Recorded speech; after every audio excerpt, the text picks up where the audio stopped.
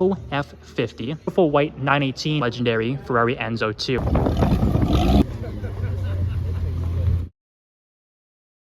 Okay guys, have a look behind me here. We have a really special opportunity to check out yet another fantastic collection here in Toronto. So we did the Dare to Dream collection a while back. Obviously, that was absolutely remarkable.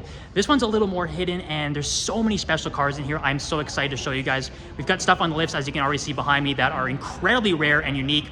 But hiding behind that purple Rolls Royce Cullinan are a couple of extremely rare Ferraris as well. So there's gonna be a lot to check out here, and I can't wait to show you guys everything. So of course, subscribe, like, comment, and share. It's always good to have you guys here on 6 Cars. Let's jump into it. So we'll start on this side of the garage, and obviously, as you can see, a few really special Mercedes, the SLR 722. Now, I remember a video we did back in Miami at Prestige. They had a 722 there. I pointed out that that is a sort of tribute to the original Mille Miglia race back in Italy, and each car, and we did have a comment pointing this out, represents the start time, or the number they have painted on the side of the car is the time it actually starts the race. So this is when the original 300 SLR started the race at 7:22 o'clock, and it obviously won. So that is why the 722 designation is on the special SLR. Above that, we have a Rentec SLS Black Series. So a lot of modifications under the hood. We can also see some HRE wheels on that. So it's obviously not your bone stock SLS Black Series. There is another one down the line here we will take a look at. And speaking of modified Mercedes, again, it's kind of hard to see up on the lift, but we do have an SL65, an old school one with a Brabus kit. So that is putting out about 800 horsepower. Absolutely incredible. And down here, we get a better look at an E60 AMG. This era Mercedes is really underrated, I think. It's probably one of my favorites, to be honest with you. It's just got a classic, understated look that I absolutely love. Reminiscent of a lot of the pop culture from back in the days, like the Transporter movies with Jason Statham, all of that. Very, very recognizable car. So absolutely love the E60. A special 512 here as well, the F512M. Now, the way you can differentiate from the regular 512 TR, obviously it doesn't have these pop-up headlights. It has these stagnant ones, sort of like the difference between an NA1 and an NA2 NSX. And what's also cool about this one is it does have the NACA ducts, just like an F40, these two right here. So a lot of cool little touches. It's obviously, it's kind of like the Speciale version or the Scuderia version of the 512 body style. That is a fantastic car. Speaking of fantastic cars, obviously I don't need to remind you guys my personal favorite, the Lexus LFA, a yellow one up there. There used to be a black one in this collection as well, has been sold. I do think there is a special surprise coming on the way. I don't want to spoil it though, but for now we do have the yellow one up there under the cover. It's so cool to see that in this collection. We did see it on the road in a previous video, so it's always nice to be reunited with another LFA. And we've got a 300 SL up there, an SLR, and down here, have a look at that, a yellow F50. So F50s are rare enough on their own. I think it's 349 cars in total, but yellow, I believe the grand total is 39. So incredibly rare. To be honest, I can't remember the last time I saw a yellow F50 anywhere. So this is very, very special. And it's really, really cool to see it without the top on as well. If you guys don't know, taking the top off of an F50 is extremely difficult and takes a painstakingly long time. Honestly, I think the grand total is about 3 hours it takes because there's a lot of complex bolts. It's not like just popping the top off of an Aventador Roadster and stuffing it in the front trunk. It's much, much harder than that. But to see a yellow F50 in the flesh is absolutely a real treat. And what else can you say about the legendary Ferrari Enzo 2?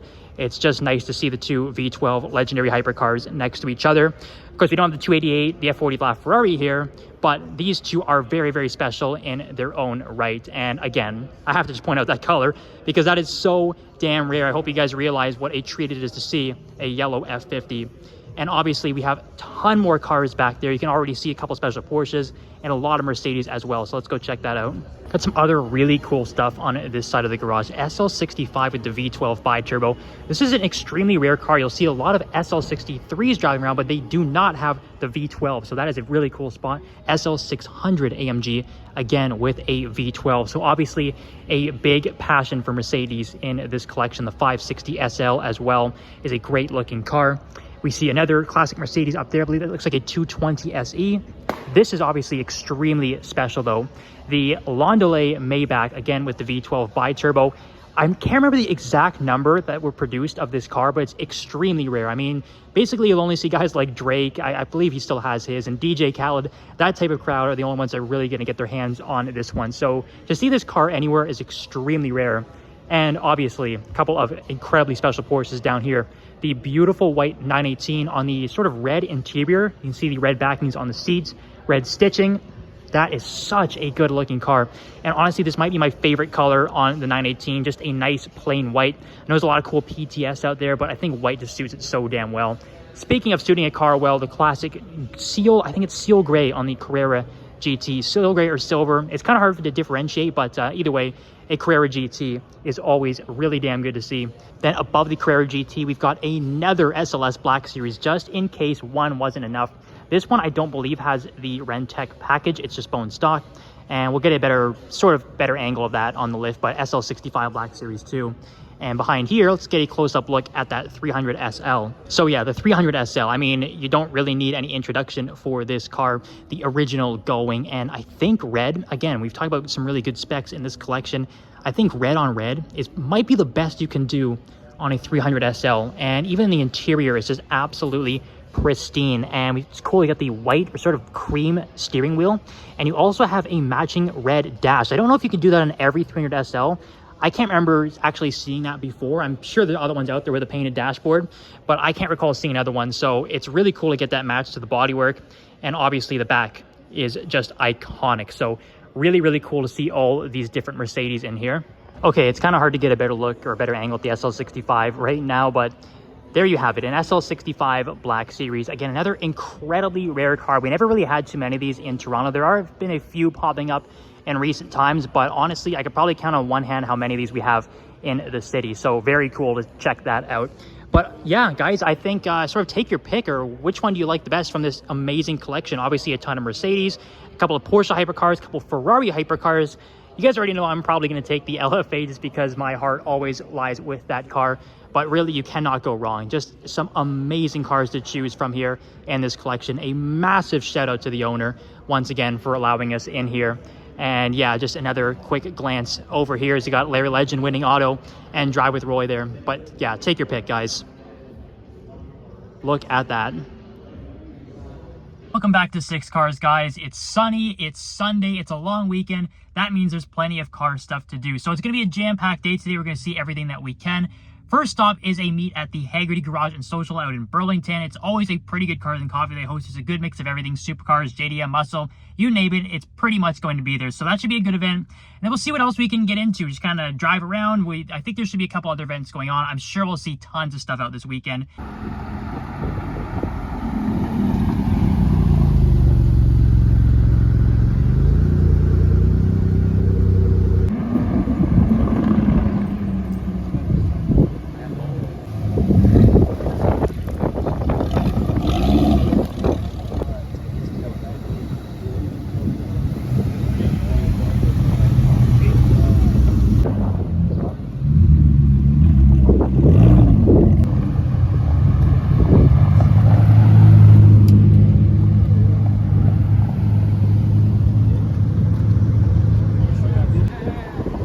This whole gang is Z32s as well. All right. Don't forget, Diablo headlights, everybody.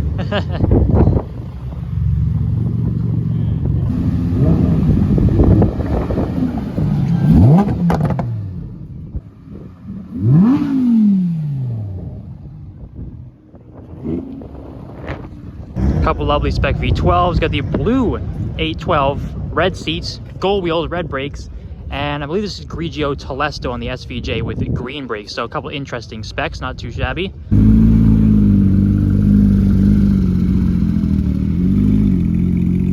There, I had to find this one again too, the Viper ACR, because we've seen pretty much every single gen now, and the last one might be the best looking of the bunch as well. The blue with the silver stripes, such a good spec too, but all the aggressive aero and the fact that it's a manual as well. And I think the ACR X on the Nürburgring with a manual transmission did sub 7 minutes, or just over 7 minutes, which is pretty nuts.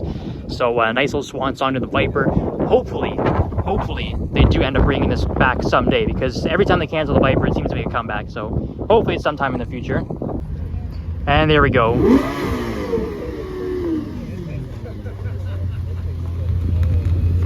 Yes, sir. Somebody just asked me on an Instagram poll what my favorite supercar is. There you go. The LFA. Doesn't get any better than that, guys. At least for 6 cars.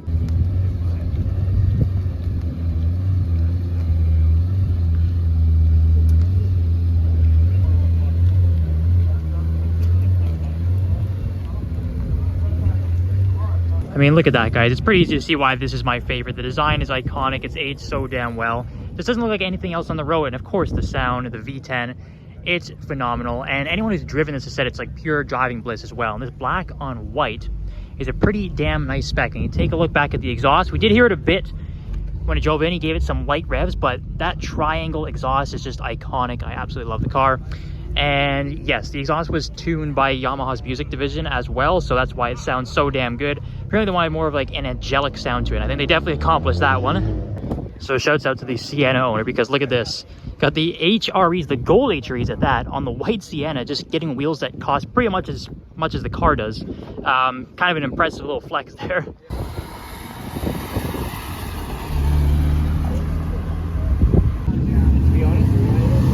Look at the spec on the Spider RS, nice.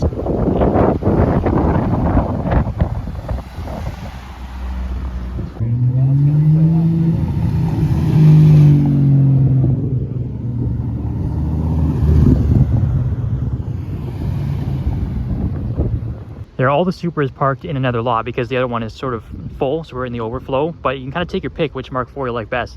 They all look fantastic, different wheels, different colors. I know this particular one here is putting out like 1,000 horsepower or something. He's got like massive drag slicks on the back. Very, very cool looking car. But all of them just look so good, and it's nice to see the Targa roof off on the blue one too. That one's pretty much bone stock. Black one looks fantastic as well. And a pair of red ones too, and a Viper snuck in there at the end. But all of these just look so damn good, guys. There's a guy back there filming with an old TV camera too, which is kind of cool. It'll be interesting to see if we can find that guy's footage. I'm sure it'll look pretty epic with the 90s lineup. But yeah, not too shabby, guys. 6 Mark IV Supras in total, all looking very good. You might as well get a look at the backs too while it's unobstructed. This one in particular, again, the one I pointed out, which I believe is like 1,000 horsepower, the size of the exhaust is absolutely nuts, and some carbon fiber bits on it as well. Got a black one all the way from Arizona, which is kind of cool. Mr. Arizona, Brian O'Connor. Oh, it's the cameraman's car, so that's pretty cool. And we got a titanium exhaust on the blue one, which I said was the most stock looking of the bunch, but that is clearly not a stock exhaust. And the red one's pretty standard at the back. Nice shape. And why is that? The Viper as well. Amidst all these Supras we've seen today, I found an R32 as well. Still and will always be my favorite, the Skylines. It is a GTR too, sitting very pretty on some RPF 1s. And other than that, it's pretty standard looking. And really, you don't need to do too much to the R32s. You don't need to overdo it. Maybe just stretch the fenders a little bit, put some wheels on and exhaust, and that's pretty much it. I think it's just such an iconic design. Again, the original Godzilla, because all of its racing fame in the Group A category, racing overseas for the first time in the Skyline GTR, and this thing was dominant, obviously. So this will always have a very special place in the heart of 6 cars.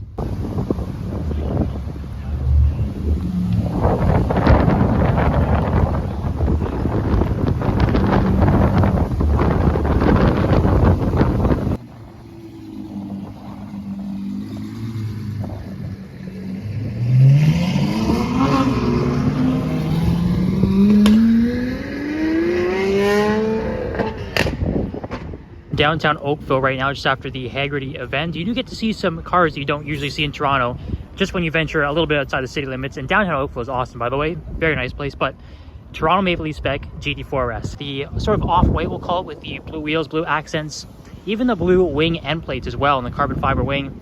This is such a good looking car. And just the when you're riding inside one of these as well, it's the intake noise. It's so much different than a standard GT4, and you definitely realize that yes, there's a bit of a price gap, but you definitely get a bit more performance and a bit more looks as well. That is such a cool looking car. Ooh, a little NA1 NSX action too, nice. That's an absolutely lovely looking bone stock. Look at this fine, guys. Brand new AMG GT63, the one we did see unveiled back at Car Week, but kind of nice to see it out in the flesh here. It almost has like a bit of Ferrari Roma to it, and there's almost like lines from a Panamera or a Taycan as well, but it's not a bad little Grand Tour. What do you guys think about that? A couple of Ventadors, YC1 here, 700 Roadster. Nice with what looks like an SV wing. pretty interesting looking. And there is an S coming behind as well.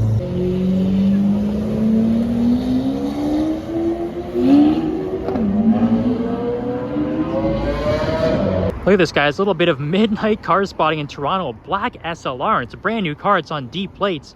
Absolutely fantastic looking. I had to stop and pull over when I saw this because you just don't see them out very often anymore. And such an iconic design. This guy is parked incredibly close to the front. My goodness. But have a look at that. I mean, it's the best angle we can really get unless I risk my life running into the road. But you guys get to have a pretty good look at a nice black SLR. Again, just a timeless design. Never ever get tired of seeing these. I'll always pull over for an SLR.